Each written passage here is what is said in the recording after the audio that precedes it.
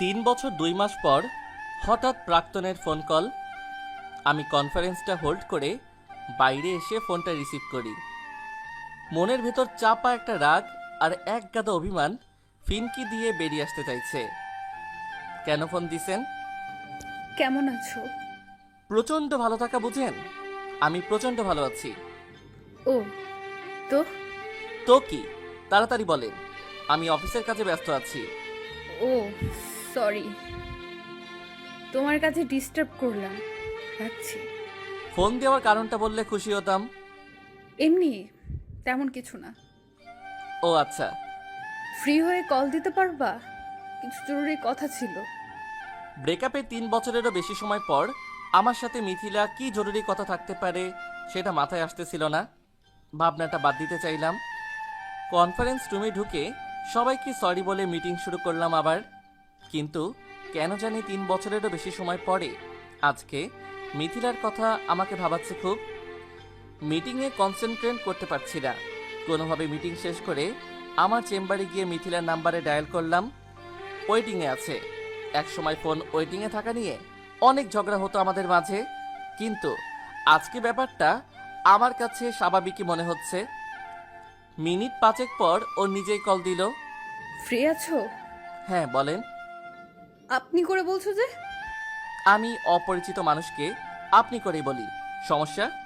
না, সমস্যা নেই। জরুরি কথাটা বলে ফেলেন, ভালো হয়। জানি না তুমি কথাটা কিভাবে নিবা, তবে খুব প্রবলেমে পড়ে তোমার সাথে যোগাযোগ করতে বাধ্য হয়েছি। যেভাবে নেওয়ার মতো সেভাবেই নিব, না পেঁচিয়ে বলে ফেলেন। আমাকে একটা হেল্প করতে পারবা? কি হেল্প? আসলে আমার কিছু টাকা দরকার, খুব জোর। ইউজ করা শেষ হয় নাই এখনো? আরও ইউজ করতে চাচ্ছেন আমাকে? 3 বছর আগে তো কম করেন নাই, এখন আবার এসব করে নিজেকে রাস্তার মেয়ে হিসেবে প্রমাণ করছেন কেন? প্লিজ, আপনার প্রতি আমার যে শ্রদ্ধাবোধটুকু অবশিষ্ট আছে সেটাও শেষ করে দিয়েন না। সরি। মিথিলা ফোনটা কেটে দিয়েছে।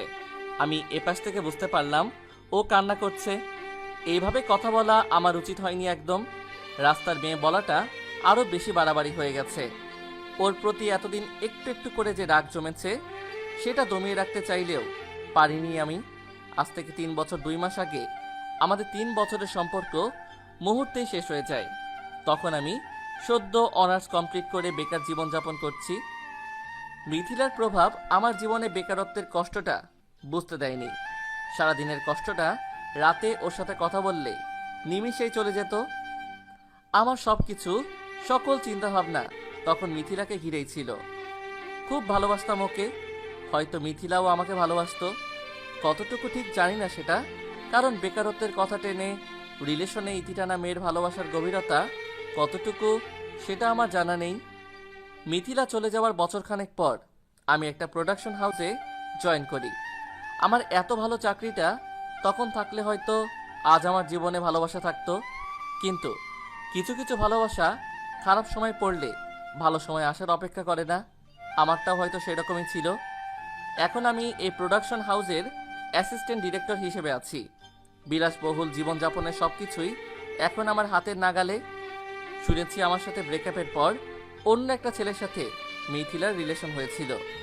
ছেলেটার বাবা অনেক ধনী, মিথিলাকে দামি দামি গিফট দিতে পারে, বড় বড় রেস্টুরেন্টে নিয়ে গিয়ে ভালো মন্দ খাওয়াতে পারে। কিন্তু আমার সাথে থেকে মিথিলা এসবের কিছুই পায়নি, পেয়েছে একগুচ্ছ হতাশা আর অনিশ্চয়তা। সব মেয়েরই কিছু স্বপ্ন থাকে, আমি মিথিলার কোনো স্বপ্নই পূরণ করতে সক্ষম ছিলাম না তখন। মাঝে মাঝে ভাবতাম হয়তো মিথিলা ঠিক সিদ্ধান্তই নিয়েছে, শুধু শুধু আমার সাথে থেকে নিজের লাইফটা নষ্ট করবে কেন। ব্রেকআপের পর 1 বছর লেগে গেছে নিজেকে স্বাভাবিক করে তুলতে। এখন আমার লাইফের একটাই টার্গেট, শুধু টাকা। আমার দৃঢ় বিশ্বাস টাকা থাকলে অন্য সব কিছু সহজেই পাওয়া যায়, এমনকি বালিকার ভালোবাসাও তখন কিনে নেওয়া যায় সহজেই। আমি আমার টার্গেট পূরণের দ্বারপ্রান্তে প্রায়। আজ যখন মিথিলা আমাকে এই টাকার জন্য ফোন দিয়েছে, কেন জানি সেই আগের ক্ষোভ আমি কন্ট্রোল করতে পারিনি। রাতে খাওয়া দাওয়া শেষ করে বিছানায় শুয়ে ভাবছিলাম বলতে নিজে থেকে ভাবনাগুলো আসছিল। মিথিলা কি খুব বেশি প্রবলেমে আছে? ওর কিছু হইলে আমি খুব কষ্ট পাবো। আমি এখনো ওকে ভালোবাসি আগের মতোই। আমার থেকে দূরে থাকলেও আমি চাই ও ও ভালো থাকুক। আমার প্রথম ভালোবাসা এবং একমাত্র ভালোবাসার মানুষ মিথিলা। হয়তো সেজন্যই ওর প্রতি তীব্র রাগ, অভিমান জমলেও ওর প্রতি ঘৃণাটা আমার মন তৈরি করতে পারিনি। ওর জন্য কেন জানি টেনশন হচ্ছিল খুব। কোনো কিছু না ভেবে নিজের অজান্তেই ফোন দিলাম ওকে। বেশ কিছুক্ষণ রিং হওয়ার পর ওপাশ থেকে মিথিলার কণ্ঠ ভেসে আসলো। হ্যালো। ঘুমাচ্ছিলা? হুম। তোমার ঘুমভাঙা কণ্ঠ এখন আগের মতোই আছে। ও, সরি, তখন মাথা ঠিক ছিল না, তাই অনেক উল্টাপাল্টা বলে ফেলেছি। সমস্যা নেই, আমি কিছু মনে করিনি। তোমার হেল্প লাগবে বলছিলা, কত টাকা লাগবে? লাগবে না, আমি ম্যানেজ করতে পারবো। সরি বলছি তো। আসলে মুন্না আমাকে ব্ল্যাকমেইল করতেছে, টাকা চাচ্ছে অনেক। আমার কাছে এত টাকা নেই। আর তাছাড়া গত বছর বাবা মারা গেছে।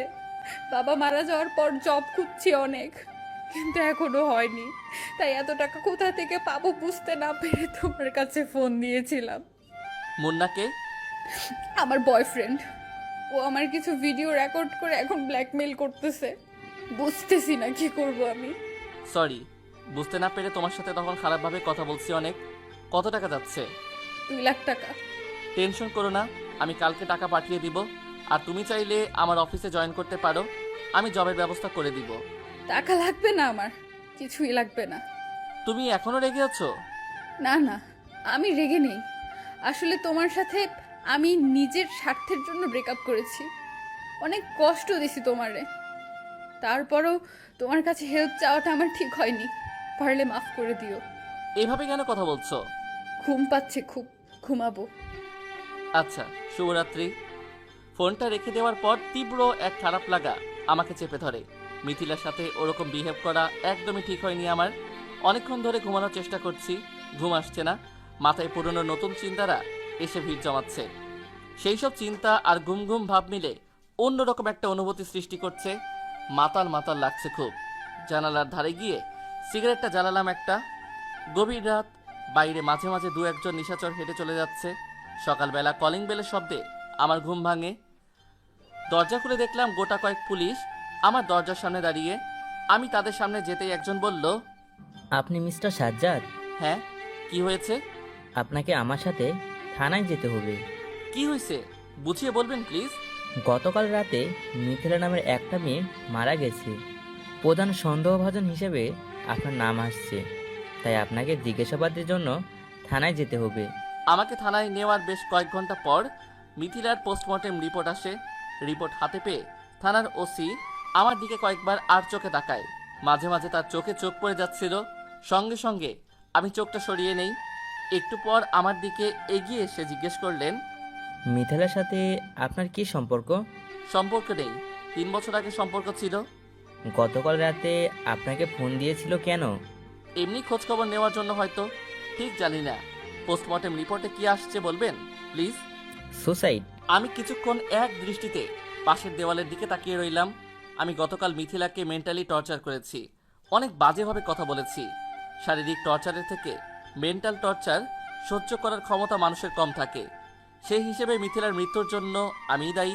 হয়তো আইনের কাছ থেকে বেঁচে যাব, কিন্তু বিবেকের কাছে প্রতিনিয়ত বিচারের মুখোমুখি হতে হবে আমায়। ওসি সাহেব তার টেবিলে ফিরে যেতে যেতে বললেন, আপনি এখন যেতে পারেন, প্রয়োজন হলে পরে আবার ডাকবো। এর আগে কখনো থানায় আসতে হয়নি আমার, প্রথমবার এসেছি আজকে, তাও সন্দেহভাজন খুনি হিসেবে, আমার ভালোবাসার খুনি হিসেবে। ওভারব্রিজের উপর দাঁড়িয়ে আছি। মাথার ভেতর বিচ্ছিন্ন কিছু ভাবনা এসে তালগোল পাকাচ্ছিল। আমি এসব নিয়ে আর ভাবতে পারছি না, সবকিছু ভুলে যেতে চাচ্ছি। স্মৃতি থেকে কালকের দিনটাকে মুছে ফেলতে চাচ্ছি। সবকিছু আগের মতো হয়ে যাক। আমার সাইডে ঘেসে চায়ে গরম বলতে বলতে এক লোক চলে যাচ্ছিল। আমি তাকে থামিয়ে 1 কাপ চা আর সাথে একটা সিগারেট নিয়ে আবারও দূরে তাকিয়ে রইলাম। অনেকের কাছেই শুনেছি, প্রথম ভালোবাসা কখনো ভোলা যায় না, সময়ের সাথে মানিয়ে নিতে হয়। আমিও নিজেকে মানিয়ে নিয়েছিলাম। ঝুম বৃষ্টি, শীতকাল আর কিছু কিছু মুভি মাঝে মধ্যে মিথিলার কথা মনে করিয়ে দিত, কিন্তু পরক্ষণে ভুলে যেতাম। কষ্ট হতো না একটুও, কিন্তু আজ কেন জানি মিথিলার কথা জোর করে ভুলতে পারছি না। কষ্ট হচ্ছে খুব। মানুষ মরে গেলে তাকে সবাই ভুলে যায়, কথাটা পুরোপুরি ঠিক না। সবাই তাকে ভুলে যায় না, কিছু কিছু মানুষ তাকে মনে রাখে। বাস্তব থেকে অবাস্তব হয়ে যাওয়া মানুষটাকে তাদের মন আরও বেশি পরিমাণে স্মরণ করতে থাকে। সেই কিছু কিছু মানুষগুলোই হয় ভালোবাসার মানুষ। মিথিলা বেঁচে থাকলে হয়তো ওকে ভুলে থাকা আমার জন্য খুব সহজ হতো, কিন্তু এখন ওর স্মৃতি আমাকে সারা জীবন বয়ে বেড়াতে হবে। সন্ধ্যার দিকে মিথিলার এক আত্মীয় এসে আমাকে একটা ডায়েরি দিয়ে যায়। বলল, কভার পেজে নীল কালি দিয়ে গোটা গোটা অক্ষরে লেখা মিথিলা। আমি বুঝতে পারছিলাম ডায়েরিটা আমার পড়া ঠিক হবে না, কারণ এটা আমার কষ্ট বহুগুণে বাড়িয়ে দিবে। জানি না এতে কি লেখা আছে, তবু মনে হচ্ছে পড়া ঠিক হবে না। তবু আমি পড়া শুরু করলাম। 6 বছর 2 মাস আগেকার তারিখ, সেদিন আমি ওকে ফার্স্ট প্রপোজ করি। ডায়েরির প্রথম পাতায় একটু বড় করে আড়াআড়িভাবে লেখা, প্রতিটা মেয়েরই স্বপ্ন থাকে কেউ একজন তাকে খুব ভালোবাসুক, তার জন্য হাজারো পাগলামি করুক, কেউ একজন তাকে স্বপ্ন দেখাতে শেখাক। আজ নতুন মানুষের সাথে নতুন করে স্বপ্ন দেখা শুরু। স্বপ্ন ছিল কেউ একজন যাকে আমিও পছন্দ করি আমার সামনে এসে হাঁটু গেড়ে সিনেমাটিক স্টাইলে বলুক আই লাভ ইউ। সেই স্বপ্ন পূরণের দিন আজ। লেখাটা দুপাশে বড় করে দুটো হার্ট সাইন আঁকা। বুঝতে পারলাম ডায়েরিটা আমাদের রিলেশন শুরু হওয়ার দিন থেকে লেখা হয়েছে। আমাদের 3 বছরের রিলেশনের প্রত্যেকটা ঘটনা ডায়েরির পাতায় জলজল করছিল। মাঝে মধ্যে কিছু কিছু লেখা পড়ে হাসিও পাচ্ছিল খুব। অজান্তে কাঁদতে কাঁদতে অট্ট হাসিতে ফেটে পড়ছিলাম। এক জায়গায় লিখেছে, আজ তুমি আমাকে অনেক বকা দিচ্ছ, এক সময় আমি ঠিক এর প্রতিশোধ দিব। বাসায় ঢুকতে দিব না, বাইরে দাঁড় করিয়ে রাখবো। ভার্সিটিতে থাকাকালীন একবার ক্লাস শেষে প্রচুর বৃষ্টি শুরু হলো। সবাই বাসায় যাওয়া নিয়ে টেনশন করছিল। এদিকে সন্ধ্যাও হয়ে আসতেছিল। আমি মিথিলার হাত ধরে ওকে টেনে নিয়ে বের হয়ে আসি। মুহূর্তে দুজনে ভিজে টিজে একাকার হয়ে গেছি। গেটে এসে রিক্সা নিলাম। মিথিলা রিক্সার হুড ওঠাতে চাইলো, আমি দিলাম না। সারা রাস্তা ভিজতে ভিজতে আসলাম দুজন। ওর বাসার কাছে এসে ওকে নামিয়ে দিতে দিতে বললাম, ভিজলে তোমাকে অনেক বেশি সুন্দর লাগে। মিথিলা ভেঙচি কেটে ভেতরে চলে যায়। সেই ঘটনাটাও ডায়েরিতে লিখে রাখছে। আজ তুমি আমাকে বৃষ্টিতে ভিজাইছো, সর্দি লেগে অবস্থা খারাপ আমার। এর জন্য কে দায়ী? তুমি। এভাবে রোমান্স করার জন্য গার্লফ্রেন্ডকে কেউ অসুস্থ বানায়? কেমন বয়ফ্রেন্ড তুমি? ডায়েরির একটা পাতায় ব্রেকআপের প্রায় বছর 2 পরের একটা তারিখ দিয়ে লেখা। অনেক কিছুই হারিয়েছি জীবন থেকে, কিন্তু তার কোনোটার জন্যই আফসোস হয়নি আমার। কিন্তু দুটো হারানো জিনিসের জন্য আমার সারা জীবন আফসোস থাকবে। প্রথম, আমার ভালোবাসা সাজ্জাদ, যে আমাকে পাগলের মতো ভালোবাসতো। দ্বিতীয়, আমার বাবা, যে আমাকে জীবনের থেকেও বেশি ভালোবাসতো। মাঝে মাঝে ইচ্ছে হয় যদি এদেরকে আবার আমার জীবনে ফিরে পেতাম, আর কখনো হারাতে দিতাম না। আর পড়তে পারছি না আমি, এসব সহ্য করার ক্ষমতা নেই আমার। ডায়েরিটা বন্ধ করতে গিয়ে শেষ পাতায় চোখ পড়ল, 4টা শুকনো বেলি ফুল রাখা। মিথিলা যেদিন সুইসাইড করে সেদিনের তারিখ মনে আছে তোমার? একদিনে এই 4টা বেলি ফুল দিয়ে তুমি আমাকে প্রপোজ করেছিলা। বলছিলা ভালোবাসায় 4টা অক্ষর আছে, তাই 4টা বেলি ফুল দিয়ে তোমাকে আমি ভালোবাসা দিলাম। রাখবা? দেখছো, তোমার ভালোবাসা আমি এখনো রেখে দিছি। আমি জানি তোমাকে আমি অনেক কষ্ট দিছি, পারলে মাফ করে দিও। সুযোগ হলে একদিন আমার কবরের পাশে গিয়ে বেলি ফুলগুলো রেখে আইসো। পাশের বিল্ডিংয়ের জানালা দিয়ে এক পিচ্চি মেয়ে উচ্চ গলায় বলল, ভাইয়া আপনি কাঁদতেছেন কেন? আম্মু দেখো, ওই বাসার এক ভাইয়া কাঁদতেছে। আমি পিচিটার দিকে তাকিয়ে মুচকি হাসি দেওয়ার চেষ্টা করে জানালার পর্দা টেনে দিলাম। নিজের কান্নার আওয়াজ নিজের কানে এসে বাজেভাবে লাগছে। প্রথম ভালোবাসা আসলেই বড় অদ্ভুত। বছর 5 পর রাতে সাবিহার থেকে লুকিয়ে বেলকনিতে দাঁড়িয়ে সিগারেট ফুঁকছি। সাবিহা আমার ওয়াইফ। বছরখানেক আগে পারিবারিকভাবে বিয়ে হয়েছে ওর সাথে। সাবিহা একটা ধুলো পড়া ডায়েরি এনে আমার হাতে দিয়ে বলল, মিথিলাকে? এমনিতে হুট করে এভাবে সামনে চলে আসলে আমি তাড়াতাড়ি করে সিগারেট হাত থেকে ফেলে পা দিয়ে পিষে দেই। সাবিহা তাতেই খুশি হয়। আজকে নিজের অজান্তেই সিগারেটটা হাতে ধরে রাখলাম। হ্যালো, শুনছ? জিজ্ঞেস করছি, মিথিলাকে? এই ডায়েরির উপর মিথিলার নাম লেখা কেন? দেখবা মিথিলাকে? হুম। সাদা রঙের দেওয়াল দিয়ে ঘেরা একটা কবরের পাশে এসে দাঁড়ালাম আমি আর সাবিহা। সাদা দেওয়ালটায় শ্যাওলা জমে সবুজ একটা ভাব চলে আসছে। আশেপাশে কিছু জংলা গাছ জন্মেছে। আঙুল দিয়ে এপিটাফের দিকে দেখিয়ে বললাম, এই যে মিথিলা, আমার ভালোবাসা, প্রাক্তন ভালোবাসা।